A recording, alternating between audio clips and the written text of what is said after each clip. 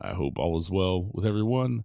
We have tickets on sale for the Tennessee Haunts and Legends Expo in Nashville, Tennessee at the Nashville Fairgrounds on October 21st, 2023 from 9 a.m. till 6 p.m.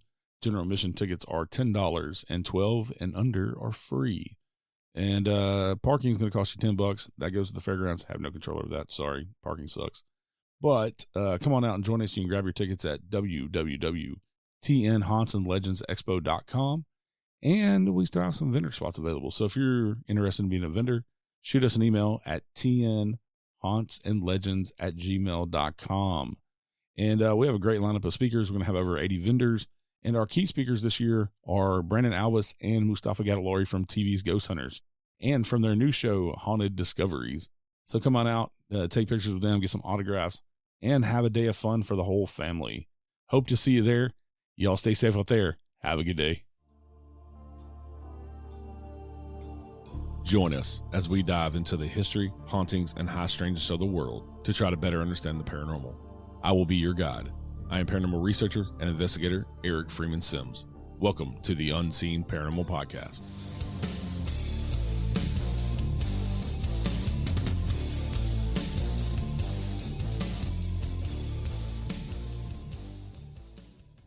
Hey everybody, welcome back to the Unseen Paranormal.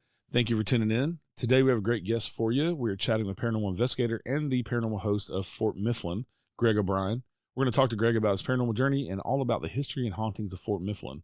Hey, Greg, welcome to the show. Thanks for joining us today. Hey, thanks for having me. Yeah. I fortunately got to meet you at the Gettysburg Battlefield Bash a few weeks ago, and we got to chatting, and I didn't recognize you, and then once I found out that you were from Fort Mifflin, I remembered you from Ghost Hunters and Portals to Hell and some of the other TV shows that have been there, and you were nice enough to come on and talk Fort Mifflin today. Yeah, appreciate it. Yeah, it's been very exciting being there at the fort. Yeah, it's from seeing it on TV, it looks like an amazing place. It's ginormous for one, and it has such a long history and has served our country really well. Since 1770 something when I guess the British built it, but yeah, 70-71. Yep. So, how did you get into the paranormal to begin with? To ultimately become the host there? That's funny. I mean, I was always interested in the paranormal, but it started at Fort Mifflin. This whole area is I'm in outside Philadelphia, but it's called the Brandywine Valley, and it's rich in history with the Revolutionary War. So my son, when he was young, I would go around and hit all these areas.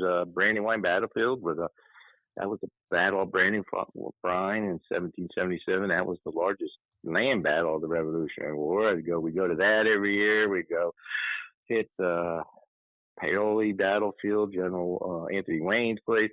Just went everywhere, and of course I would go to Fort Mifflin all the time for their reenactments. They did the Revolutionary Civil War, World War I, II, and so I go there and got interested in the history, which I think a lot of people in the paranormal deal with the history. It's great to know your history of a place. So as he got older, he was in the Boy Scouts, and we go to spend the night at Fort Mifflin. Now, this was before ghost hunters even got there, and I really didn't know how that place was really haunted, but we were there. We went there the weekend after the siege weekend, the reenactment of the siege of 1777, and it was like off the charts activity. I mean, it was incredible. A bunch of us adults were running around chasing voices, and then it was just nuts. We were seeing things, and so after that, I was like, wow.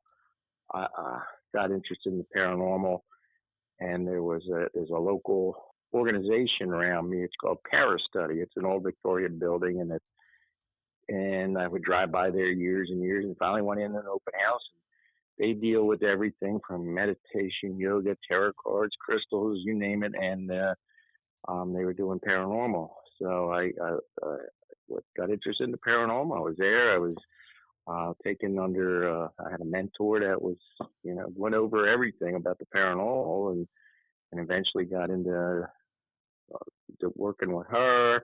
and then other groups, and then I was always doing at the fort. I would help volunteer for years and years. I was involved with volunteering and just helping out the fort, and eventually I was getting more into the paranormal, and then I got asked, "Hey, would you like to be the host of the paranormal here at Fort Mifflin?" I go, "Hell yeah!" I mean, Yeah. I love Fort Mifflin, and so that's how it started. And so yeah, that was about 6 years ago that I became the official host. But I've been doing the paranormal for over 25 years.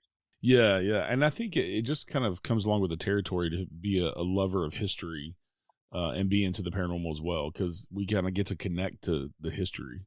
You do. It's exactly. You need to connect with the history when you're doing the paranormal. I really think so. Yeah, and Fort Mifflin is a great place to do that as well. Like we had said, it was built in 1771 by the British, and during the Revolutionary War, and kind of the history goes all the way up to the Korean War.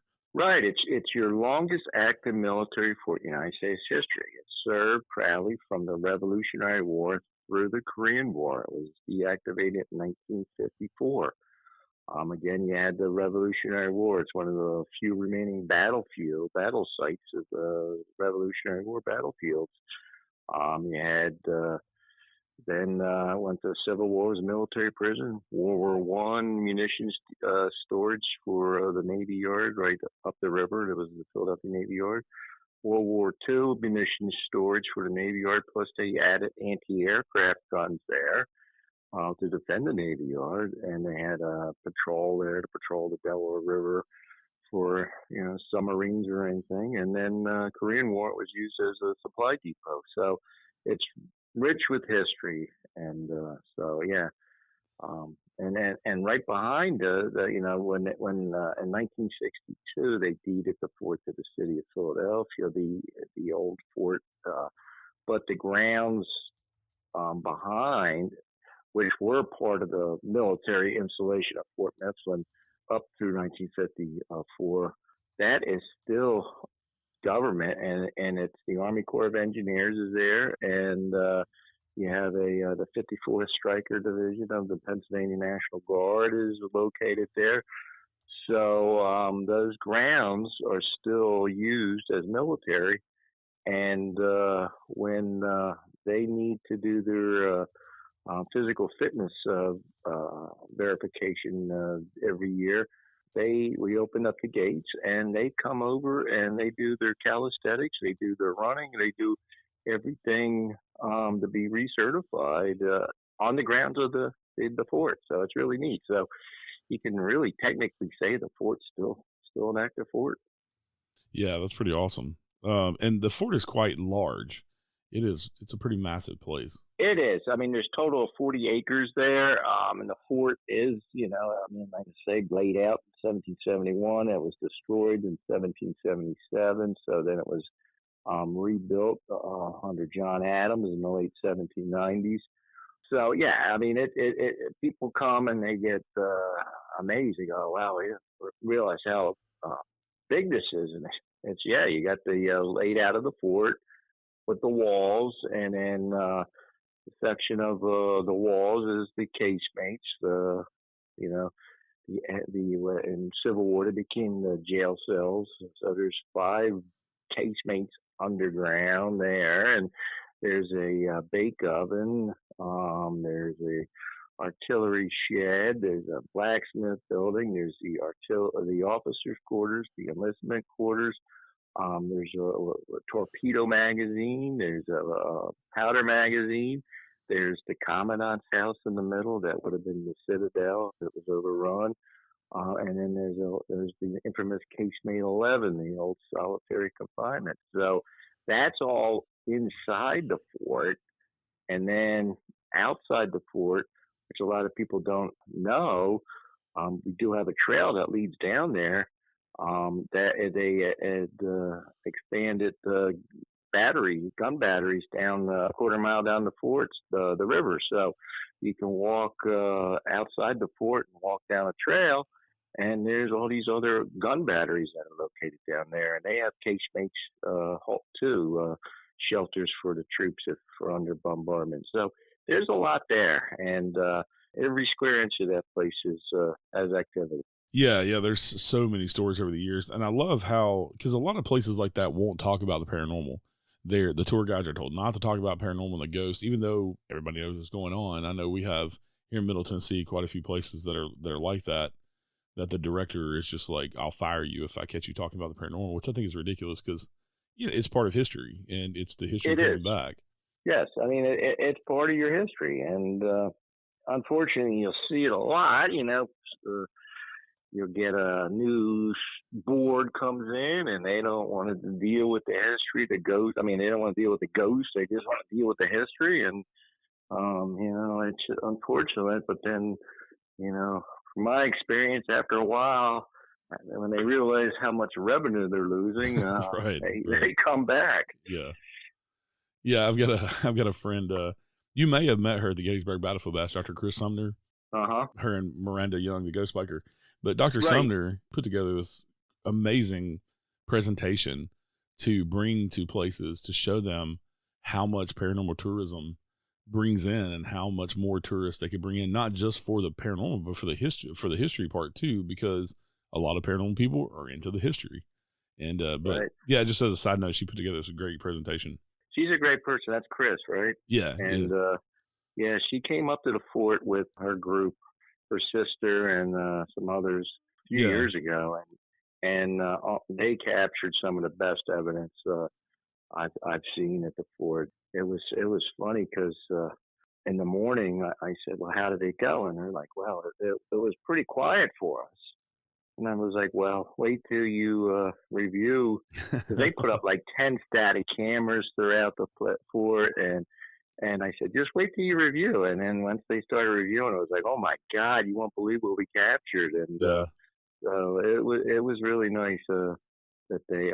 But yeah, if you go to the Soul Sisters Paranormal webpage, you can see their investigations in the Fort Mifflin. I mean, they put a laser grid up in casemate 11, caught a figure walking across the laser grid, and their static cameras were picking up voices male voices, and it was all females there.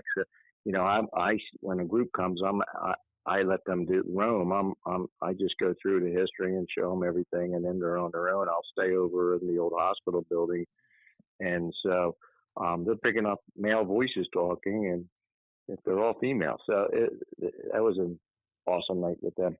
Yeah, and they're really good people too. I've gotten to know them from them doing the jail out in Huntsville, Tennessee. I've been out there and investigated that place, and yeah, I've had them on my show. They're just really good people. Yep. But so there have been many people have died in the fort, of course, and during the kind of bombardment by the British, just in the Sally Port alone was like 200 deaths. Yeah, they're just I mean, at the height of these guys held off for 5 weeks, and it was, like I say, it was after the Battle of Brandywine. Washington got outflanked, lost that battle. So that's when the word got that back to Continental Congress in Philadelphia that, they need to get out of there. So they abandoned Philadelphia. So the only people left in Philly were the Tories. And, these guys, Fort Mifflin at that time was Mud Island. It was an island in the Delaware. The fort was built on this island because the channel runs right in front of it. You can't go up and down Delaware River without going right in front of the fort. Yeah. So these guys were basically given a suicide mission. Washington told them to hold out to the last extremity. Final reinforcements was total. There was 400 men total there, and then eventually the British just started. They put land batteries. They built land batteries along the shores. They got there was 250 British ships coming up the Delaware, and then they had barges with cannons, and eventually they just started pounding the fort, and it was up to 1,000 to 1,100 cannonballs an hour. They were pounding the fort, and eventually you had this, out of 400 men, you had 150 men that were able to escape. They were secretly rowed boats across the Delaware over to New Jersey for Fort Mercer, So yeah, it was just a total carnage. These guys were just they fought till they didn't have anything left. Everything was getting destroyed, and they had no the cannons were knocked out. They had nothing, so they lived to fight another day. Yeah, that's man, that many ships, that many cannonballs, that's can't even imagine. Can't even wrap my head around that many cannonballs per hour. That's insane. Yeah, just total carnage. Yeah, and then they, with the cannons, they were shooting. I mean, the British were just shooting everything. They were shooting the. I had brought some of the bash of the little cannonballs, the grape shots. Yeah. They were loaded. I was like, shotgun blast. They were loading them up and just those little balls coming through everywhere from every angle. I mean, guys were they were fighting all day, and then at night they were trying to reshore up the fort so that they can defend it again during the day. So these guys were not getting any rest. They were, and it's just amazing that they held out as long as they did. Yeah, against that big a British force and that many ships, and yeah, that's and also that shows how well built the fort was to be a fortification and to protect that area. It's pretty amazing. Yeah, it is. I mean, when British started building in 1771, and then by 1773, they were going over budget, so they didn't completely finish it. The north and west, the east side and north, and part of the east side, was all the granite block.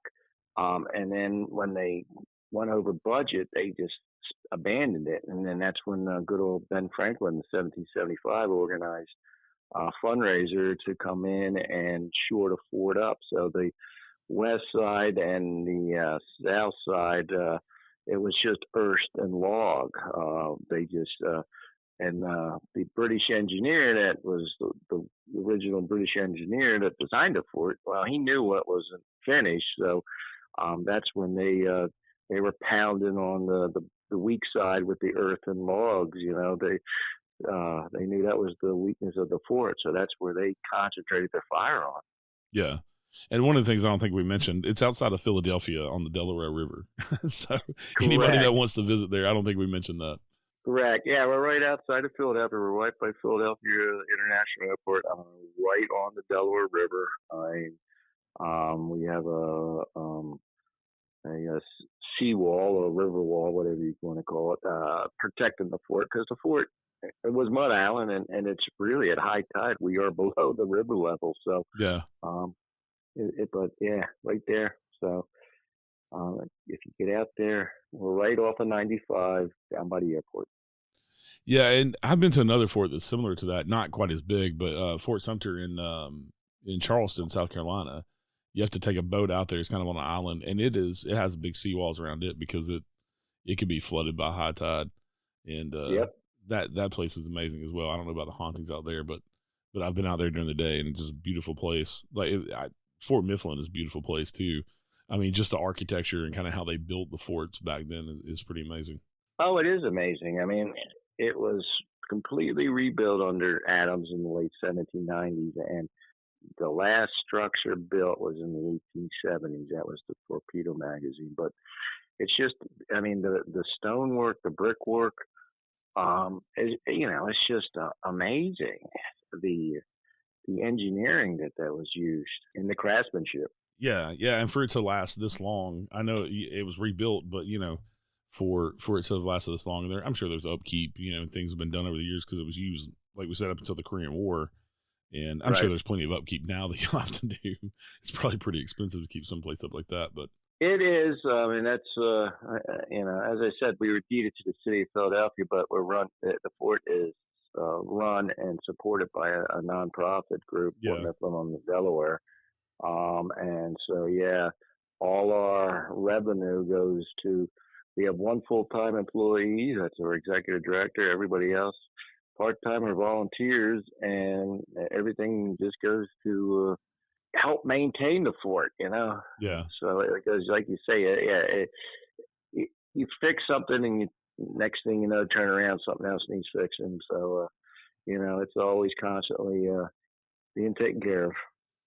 All right, so let's dive into some of the hauntings. There's some famous hauntings, and then I want to talk about some of the ones that you've experienced that aren't so famous. I know there's a ghost tour guide that I've heard a lot about on other people's shows. People talk about Fort Mifflin. I find that really intriguing. People think it's a tour guide dressed in Revolutionary War clothing to the point that it's so real that they don't know that it's a ghost. Yeah, it's correct. I'm always going asking for this tour guide. I mean, I've seen the full body Revolutionary soldier. I would, I don't know if that's the tour guide or not, but he likes to come out with school groups and or when there's not many people there. We're open Wednesdays through Sundays, 10 to 4. During the week, Wednesdays, Thursdays, and basically Fridays. Well, Wednesdays through Fridays, we don't have any tour guides at the fort. We have our tour guides there on the weekends. So on the Wednesday through Friday, unless there's a school group there, we'll have some tour guides. But if it's nothing scheduled, it's a tour on your own. And people have gone into the fort and come out and raved about this tour guide. That was excellent. And, you ask them to describe and this the tour guide, and it's always a Revolutionary War soldier. And you tell these people, well, there are no tour guides here at the fort today. And they freak out. They can't fathom that this was an actual ghost. I mean, he goes into explicit detail about the bombardment of 1777. I mean, it's just amazing. And he's been reported multiple times. One time, our old groundskeeper, Wayne, he was there 7 by 24, but he was sitting out on a bench out. It was just him. There was one woman. She walked in over to the powder magazine. Now, the powder magazine it's a bunker that, of course, that's where they would have stored the gunpowder. And that area is mostly where he's seen, because that's called the west side, and that wasn't completed by the British in 1770. In the 1770s, that would have been the side where was all earth and log. So that's where the British just pounded the hell out of it. They sent 2 warships right there, and they just were opening blasting on that, because that was just a weak spot of the fort. So that area is where he is always sighted. And one time Wayne's sitting there, and this woman comes out of the powder magazine and goes over to Wayne and just starts raving about this tour guide. And Wayne's like, well, we have no tour guides today. I'm here, I'm sitting here, and I'm just, I'm the groundskeeper, and we have no tour guide. And so she goes running back into the powder magazine. The jacket comes out. She's like, I'm out of here. I'm getting out of here. So, yeah, it's amazing. He's just, full body, and just he's intelligent. Just, it's just amazing. Yeah, giving them the tour and telling them what happened. And yeah, that's pretty awesome. I don't know if I've ever heard of a ghost tour guide at any other place. No, he's unique. And then when school groups show up, the kids will see him. They've gotten pictures of him just standing in the back. He's just hanging out. He's as our regular tour guides are taking the kids around, and usually, like, again, it's always inside the powder magazine or outside the powder magazine, or sometimes there's the blacksmith building that's pretty just down a little bit from the powder magazine. So again, that's part of that west side, that wall that was completely blown apart by the British. So he's in that area, and a lot of school groups, they come in and they've gotten pictures of him standing in the background, and so he likes to hear today's tour guides talk about everything. So he's just hanging out. And there's another kind of famous spirit around there, the Faceless Man, as people call him. Yeah, the Faceless Man. He's there now. Some people think it's William Howe, because William Howe was hung at the fort. He was a Civil War soldier, and he was actually a hero down in Battle of Fredericksburg. He picked up the fallen American flag and carried it through the battle. But then he got probably dysentery.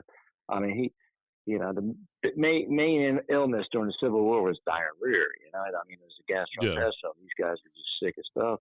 And so he got ill, and he was supposed to report to a field hospital in Washington, D.C., but he decided he wasn't going to do that because, a lot of your deaths in the Civil War were caused by going into getting treated at the hospitals. I mean, there was no, Yeah. yeah, it was just, just awful infection. You get infection and a lot of deaths. So he walked from Fredericksburg, Virginia, all the way up to his house in Montgomery County, Pennsylvania, outside Philadelphia, and eventually they sent some marshals up to arrest him for desertion, and there was a shooting occurred, and one of the marshals was killed. So he was brought to the fort and held with the other Union prisoners. Civil War, it was a military prison, so you had Union prisoners, those charged with desertion, and with him desertion and murder, and any other military offensive, crimes that guys were charged with. There was Confederate prisoners, mostly all from the Battle of Gettysburg, and there were civilian prisoners there too. So he was kept with the regular Union prisoners, and then at the time, the floors in the casemates were just dirt. And there's no beds. They get guys sleeping on the dirt, sleeping in their own waste. So he was accused of trying to lead an escape by tunneling out of casemate 5. So he was accused as the ringleader. Then he was thrown in what's casemate 11, which is solitary. And eventually he was hung at the fort. He was the only public execution. So some people think, okay, the headless, faceless spirit is William Howe because you put a sack over the head, before hanging. But Right. Me personally, I think it's just one of the guys that, during the siege, these guys, is documented guys were getting their heads blown off. I mean, so many cannonballs coming in.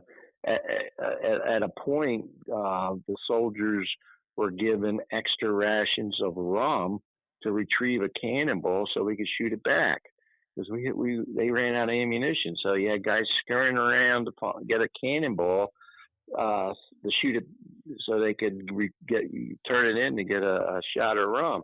Well, eventually, you get a few too many shots of rum. You're not trying to retrieve a cannonball. You're fighting to try and catch that cannonball. So guys were just getting cut in half or getting their heads blown off. So it's documented. Multiple guys that just guys were decapitated. So personally, I think the faceless headed guy is one of those soldiers that had their head blown off. Yeah, that's an interesting phenomenon too, because I know down at the I've been to St. Augustine, to the Castillo de San Marcos, and I was fortunate to get to investigate the big fort down there. I was at that fort. Yeah, that's a beautiful place. Yeah, and there's a legend of a headless soldier down there carrying a lantern. Yeah, I've heard of that. Yeah, and when ghost hunters were there, they actually, one of their cameras from far off caught what looked like a lantern up on the wall walking back and forth. But people, it's a headless man there too, and they believe it's somebody got their head taken off by a cannonball whenever the ships were out from firing in the bay there. Yeah, that's interesting to see that at different forts. That's pretty neat. Yeah, well, you can imagine I mean, it's an instant death, and guys just don't realize they're dead or whatever, and then boom, they're just they're still just doing what they were doing before their head just went. Yeah, I think for me, I've seen full body apparitions, of course, like you have over the years of investigating things. But I think the one thing that kind of scares me more than anything is just to see like legs or a body without a head. And I don't know if that's like a human fear thing, because you can't see the facial features to know like their intentions. But I think there's in Gatlinburg, Tennessee, there's a story of just a pair of legs that people see running around this hotel parking lot. And to me, that just seems scarier to just see a hand or legs or something than to see the actual full body or the upper part of the torso, Right. Yeah, I agree. I mean, you see a full body, it's like, okay. Well, yeah, just to see parts of a body, it's just, you're that's a little hard to grasp. Yeah. Also, I saw some reports of a ghost dog that's been reported around the fort. Yeah, we have, and ghost dog, ghost cats. When the fort was, like I say, 54, It was deactivated, and it was then up to 62 before it was deeded to the city. It was still the military still had it, so they had guard dogs. They had soldiers with guard dogs patrolling the grounds, and you have the Army Corps there, and then there's the airport. There's really nothing else. I mean, it's there's 40 acres there, and it's just they're really isolated, and Yeah. you can hear dogs barking. I mean, we do have wildlife. I mean, that's amazing, man. We got a lot of deer, fox, possum, raccoons, beavers that came into the moat, and I mean, you name it, we have wildlife. But the barking, you know it's a dog. It's not a fox Yeah. or a fox pups. You can hear it, and it's very distinct. And the guards, of course, were German shepherds that the military used, and it sounds like a big dog. And then we have the cats. We used to have two cats that lived at the fort. When Wayne was there was one of them, Albert. We called him Sir Albert. Um, we all swore he was a ghost when he was alive because, or he found the portals there that was at the fort because you'd be in the barracks and he'd be mooching food off you in the barracks, and then you go down to the casemates and he's sitting there waiting for you, and you're like, how the heck did Wow. you get here without going past us? But Yeah. he comes back. He loves Doritos, so if people have Doritos, they'll feel something rubbing their legs, or that would be Albert. He loves Doritos. Ghost cat that loves Doritos. Yep, he mooches Doritos. And a lot of people catch there's a screaming lady that people catch on voice recorders all the time. Yeah, the Screaming Lady is well documented. As I had said earlier, we have the Army Corps of Engineers behind us, and they have called Philadelphia police numerous times because of the screams coming from the fort. Oh, And wow. the Philadelphia police would come out and search. Can't find anything from the screams. They come from basically behind the officers' quarters. I've heard it over all the years, and it's a blood curdling scream. It's not an animal. Some people say, "Oh, it could be a hawk or eagle." It's not. You hear it. It's a female blood curdling scream. Women died at the fort. It was a military fort. So you had wives and children there. We have women and children spirits there at the fort. People pick up the name Elizabeth. So we know of two documented deaths at Fort Mifflin from Elizabeth. Elizabeth Pratt, who lived at the fort in the early 1800s. She had she was married to a sergeant, and she didn't live in the officers' quarters because her husband was, and plus she was there before the officers' quarters was built. But she actually gave birth to a son there at the fort. But again, when the fort was being rebuilt, it was during the yellow fever epidemic, so a lot of yellow fever deaths. So the infant son died in the summer of 1802, and then her young daughter died in the fall of 1802, and then she died in 1803 in the February of 1803, all of yellow fever. So that's Elizabeth Pratt. Then there's Elizabeth Bunker that actually lived in the officers' quarters. She was there during when it was a military prison during the Civil War, and she died in 1863. She actually died over in the hospital building of probably dysentery. They listed it as GI, gastrointestinal, but Yeah. dysentery ran through the conditions there when it was a military prison were horrific. So besides the prisoners dying, it just ran through the garrison. So there was a lot of death during that time. So we know of two documented deaths of Elizabeth, and people pick that name up all the time. So unfortunately, when Ghost Hunters came out, the story of Elizabeth, the screaming lady, was Elizabeth Pratt. She had a younger daughter that fell in love with an enlisted soldier, and of course, being an officer's child, she supposed to marry an officer, but they ran off. So then Elizabeth Pratt, disowned her daughter and shunned the daughter, but then the word got back that the daughter eventually died, and Elizabeth Pratt was supposed to have gone nuts, and they locked her into a closet up in the second floor, and then eventually she broke through and hung herself off the railing.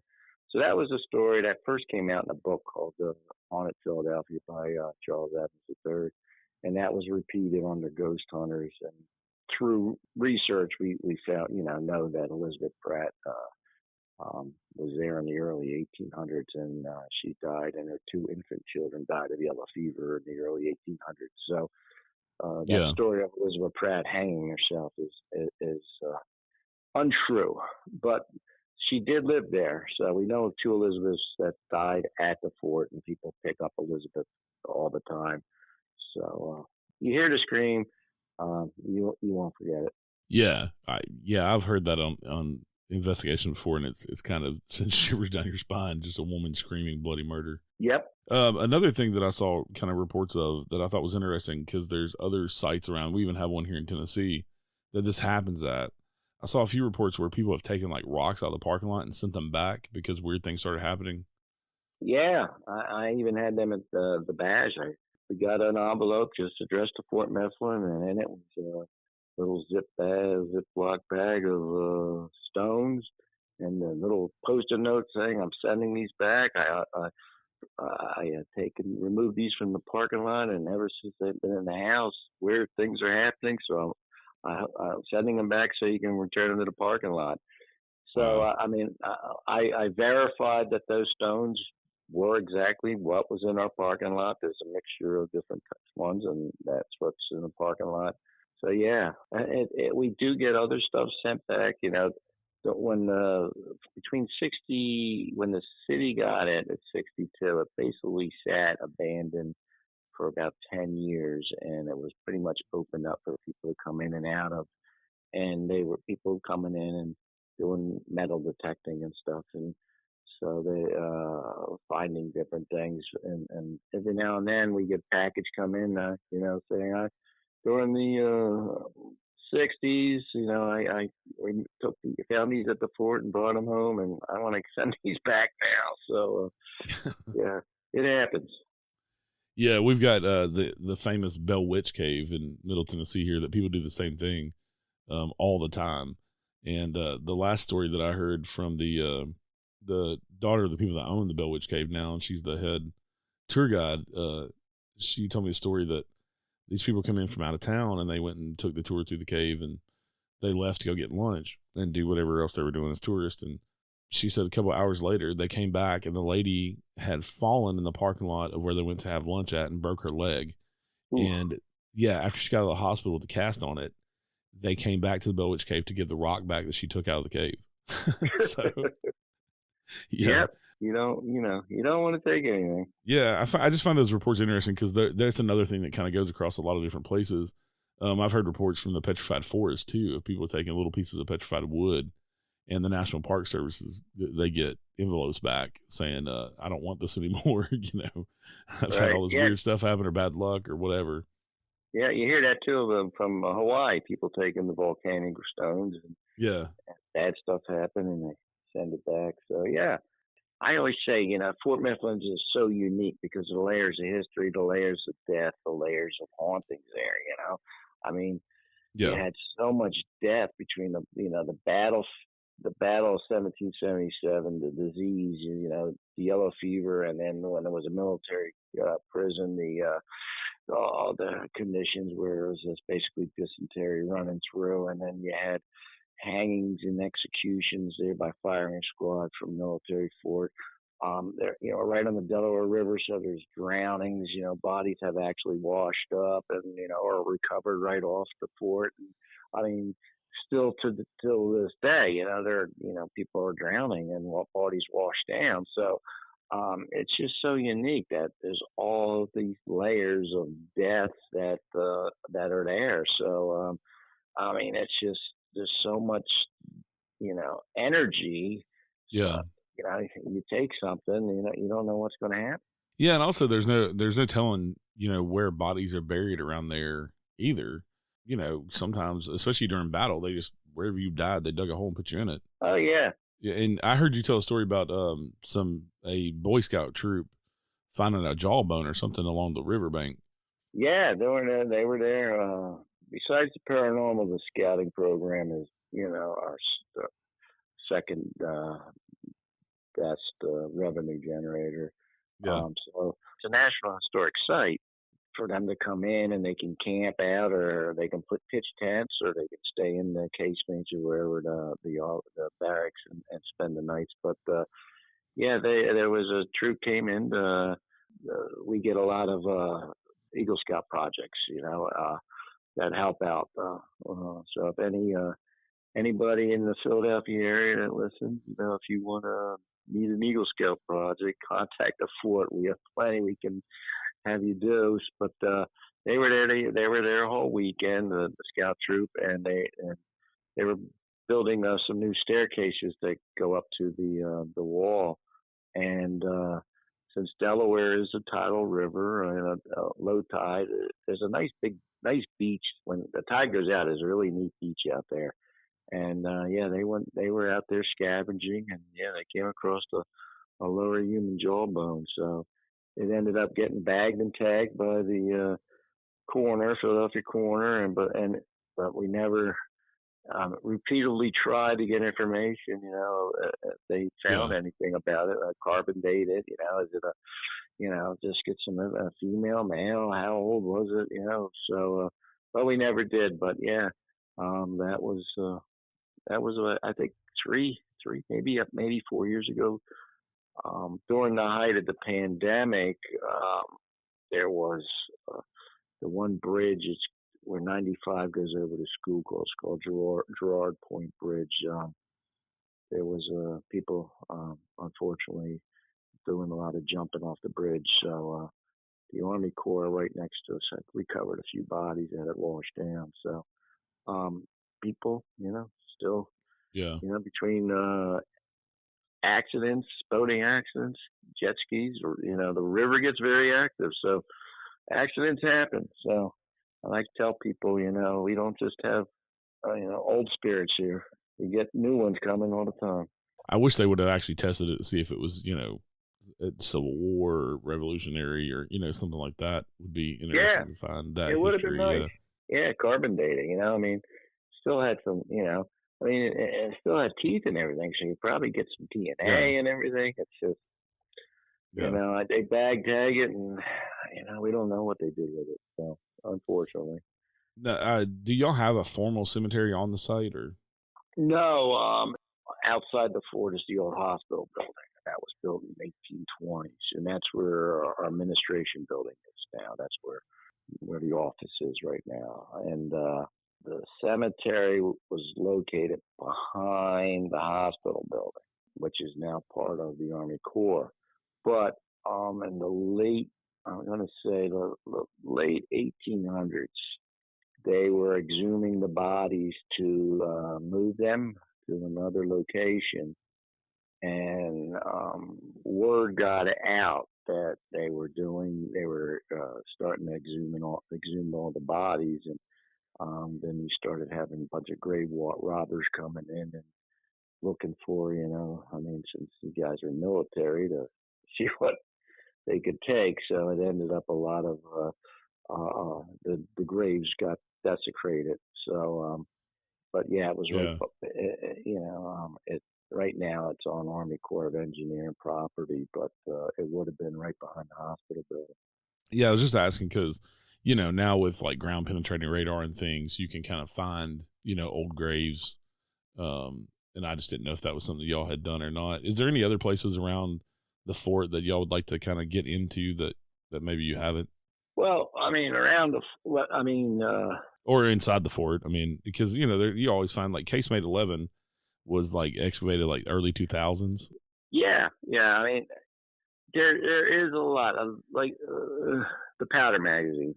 If people have seen like the latest Portals to Hell, there's the wall all the way in the back. Anytime a medium comes in there, they sense activity behind the wall. People sense bodies back there, and we don't know, but it's I mean, every if you watch Portals to Hell, first thing Chris Fleming did when he got in there is he was just pulled to the wall, and that happens every time that some medium comes in. They're just and so the wall's back there, and the Powder magazine is like a mound.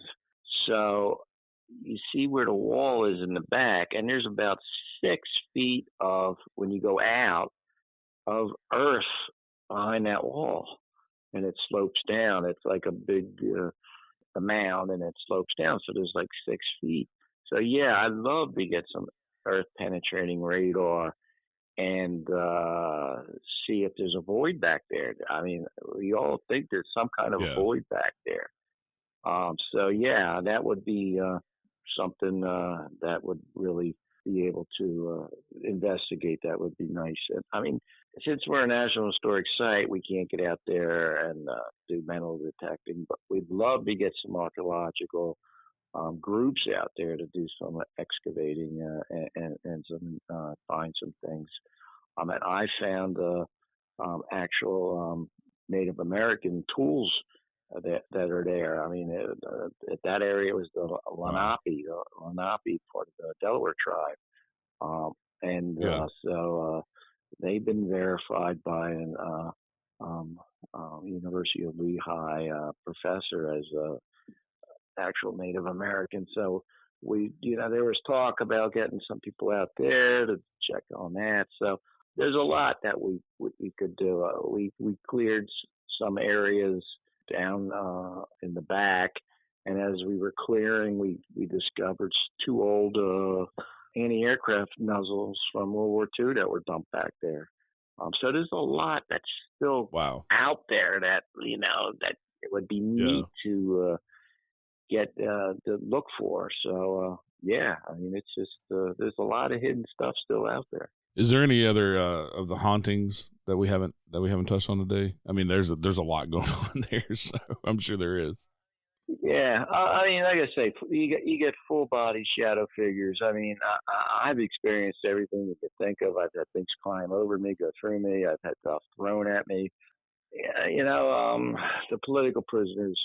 A lot of people don't know that under Lincoln, he rounded up tens of thousands of Yeah. just civilians. If you opposed the Civil War, opposed him, they were rounded up. So there was groups of civilians incarcerated at the fort, and one of these was a sitting judge from out Clearfield. That was about central Pennsylvania. He was a sitting judge and got accused of being a anti-Lincoln, and he got locked up at the fort with the others. So there was a group of 43 from upstate Pennsylvania. There was a group of 40 from Clearfield that the judge was part of.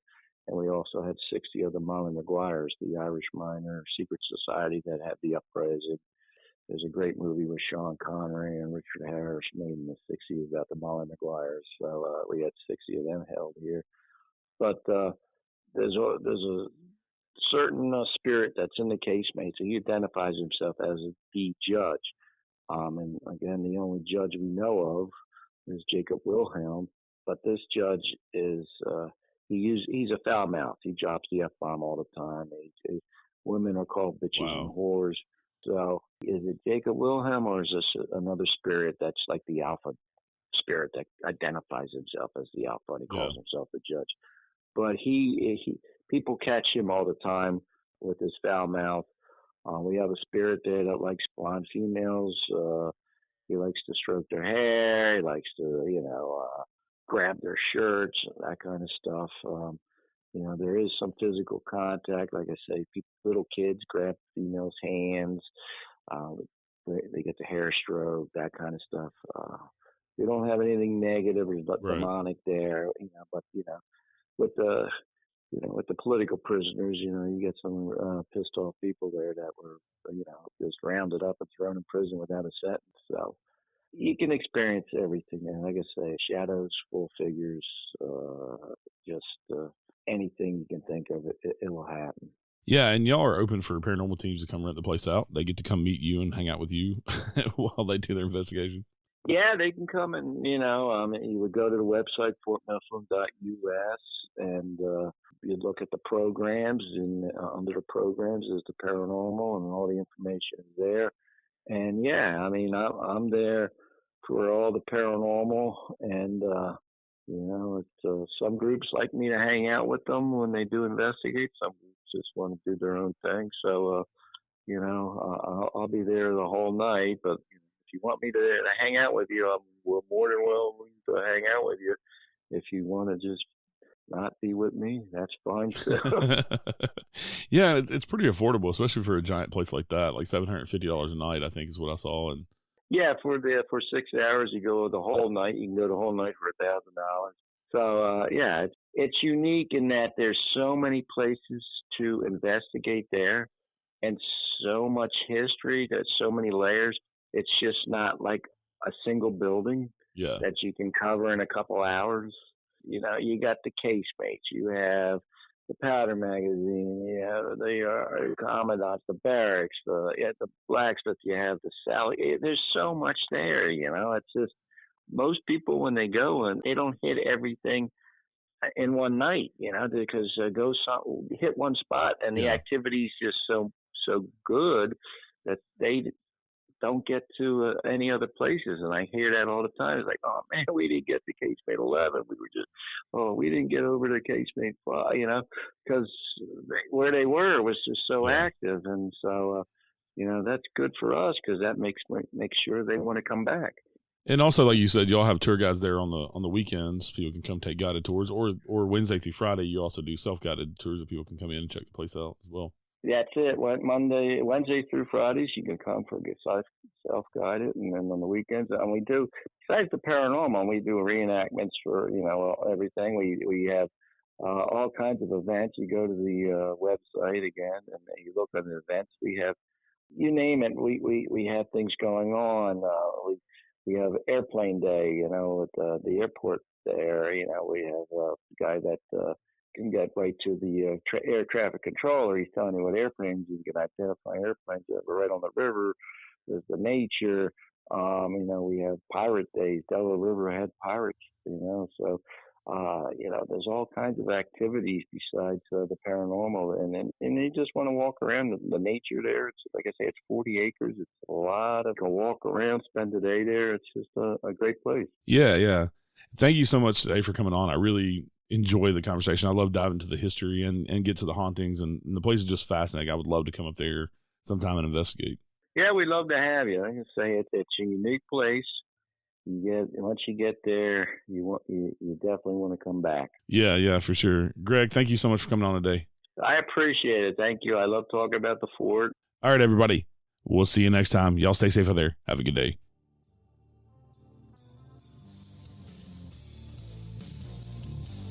Thank you for listening to The Unseen Paranormal. Join me next Wednesday with a brand new guest, and please rate, review, share, and subscribe on Apple, Spotify, or wherever you're listening right now. This helps more people discover the show. You can connect with me over on Facebook, Instagram, Twitter, or join us in the Unseen Paranormal Lounge group on Facebook.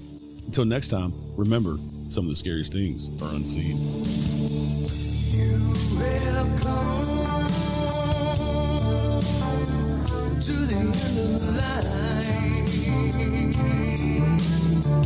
Whoa.